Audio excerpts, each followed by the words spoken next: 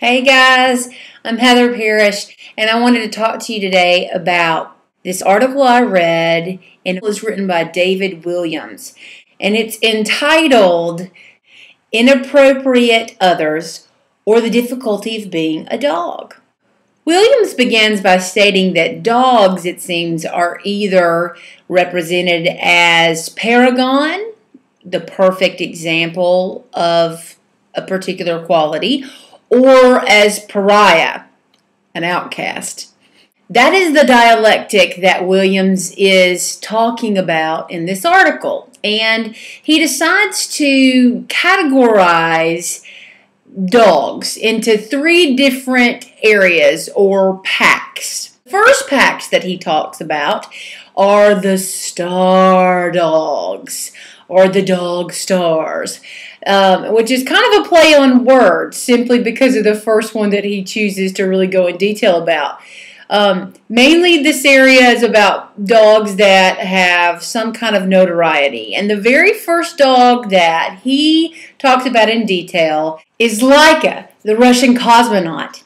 In 1957, Laika, or Barker, as it is in Russian, became the first living creature to enter space and orbit around the Earth. Now, she was a stray on the streets in Moscow, and she was chosen for her small size.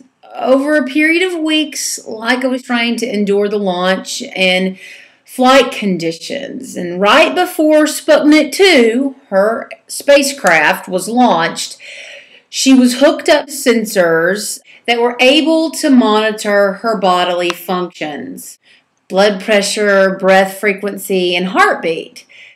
Unfortunately for Miss Laika, one of the heat shields fell off after it had been in orbit for a little while, and it's quite likely that she died due to overexposure of high temperatures.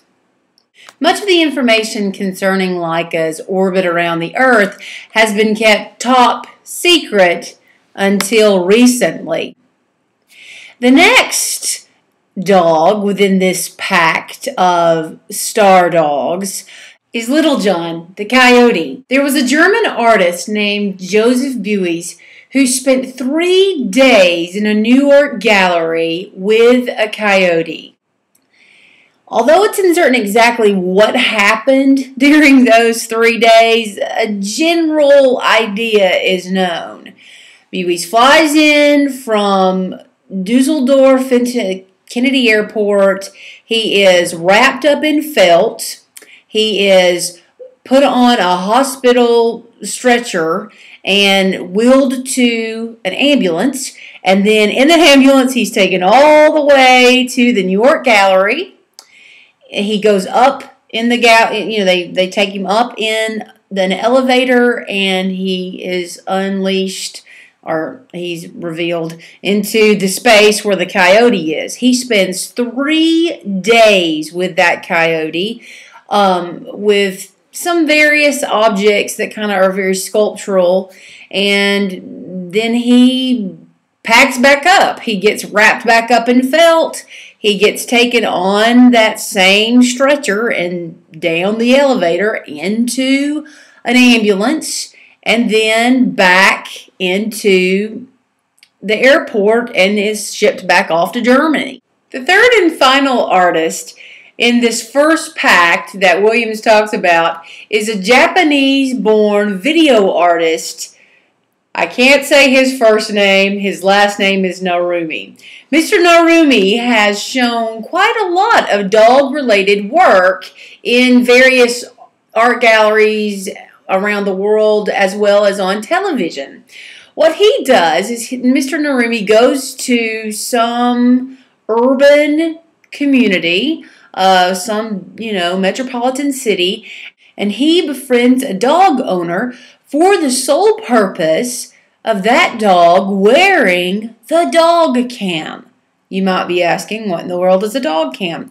Well, it is an apparatus that either fits on their head, on a cap, or on a harness that videos what's going on in the eyes of a dog. What does a dog see? The second pact that Williams talks about, I consider it to be more of the aggressive dog or possibly even the working dog.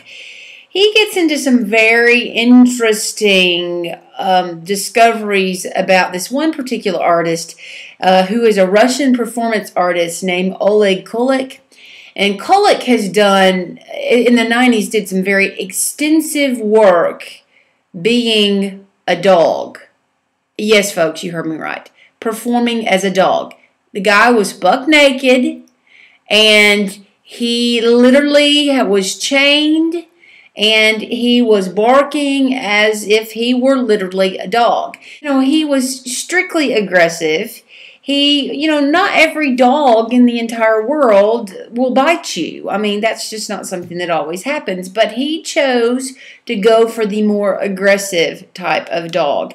And in one of his famous pieces that he was performing as the Kulik dog, he actually bit a person. It was called Doghouse, and it was in 1996. And it was in Stockholm, Sweden, and he had been invited to come, and he decided to chain himself to a wall, and he had a kennel in this, it was a big room, he had this kennel, and apparently this one visitor decided that he wasn't going to beware of the warnings that said, beware of dog or whatever. I don't really know that it was a sign, but he just didn't pay attention to the fact that there was a vicious dog, and he went over to try to talk to the guy, talk to Kulik or be around Kulik, and Kulik bit him, like outright just bit him, and of course he was arrested. The Swedish police totally arrested him, but that wasn't the first time that Kulik had ever been put in jail for his art. The third and final pact that Williams talks about is what I call the mythical or the fictional dog. He especially talks about a group called Forced Entertainment and their show called Showtime. And in this particular show, there is a dog who literally it has on a dog's head. It's really just a costume. This entire show, the whole purpose of it is not to be perfect. They've got cardboard trees. The dog has only a dog's head on. In the middle of the show, the performer who's playing the dog takes the dog's head off, and they kind of talk. There is one character who has a string of fake dynamite around his neck and a time clock piece on his chest along with that, and it's like he's sort of like a suicide bomber. And so in the moment when the dog performer takes the hat off or the head off, there's this vulnerability there that you see. There's themes of suicide and annihilation and various things like that are dealt with in the show. And then there's a moment when there's like these two cardboard trees, people that are playing trees, and they kind of yell obscenities to the audience, and they talk to the audience and kind of, humiliate the audience. And, after that happens, the character playing the dog puts the dog head on, and anyway, it's just a very interesting show. And at that point, though, Williams talks about this particular show, and then at the very end, he just quits. He stops. He doesn't have a conclusion. He doesn't have anything. He just stops. And I am reminded of how he said at the very beginning of the show, at the very beginning of the piece, that this was an incomplete study. So there you have it, guys. It feels like it's a very lengthy study, a lengthy review of this particular show, but it was a long article. So thanks for bearing with me. I hope you learned something.